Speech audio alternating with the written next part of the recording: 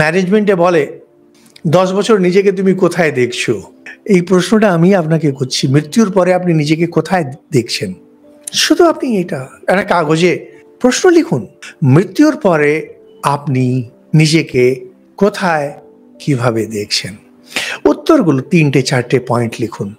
ওই বিচিত্র জিনিসগুলো যদি লেখেন, স্বর্গে গিয়ে স্বর্গ সুখ পাবো, হ্যাঁ, নানান রকমের অপসরাগুলো থাকবে, নাচ করবে, এগুলো স্টুপিড কথা, এগুলো কিছু না। আধ্যাত্মিকভাবে নিজেকে কিভাবে আপনি বলবেন যে শ্রীকৃষ্ণের কাছে থাকতে চাইছি, আপনি বলবেন যে আমি আত্মতত্ত্বে প্রতিষ্ঠিত হতে চাইছি। সেই জিনিসটা আপনার এইখানেই হবে। জীবন মুক্তি মানেই তা।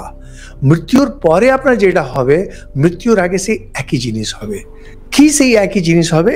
সমং পশ্যন হি সর্বত্র সমবস্থিতম ঈশ্বরম না হিনস্ত্যাত্মনা আত্মানম ততো ইয়াতি পরাম গতিম। জীবন মুক্তি কি? যে পরাম গতিম, পরম গতিটা কি? সমং পশ্যন হি সর্বত্র, সবাইকে সমান দেখে। যখন সবাইকে সমান দেখে তখন কাকে সে ভালোবাসবে আর কাকে সে ছাড়বে? ফলে কি হয়? নিজের হিংসা নিজে করে না।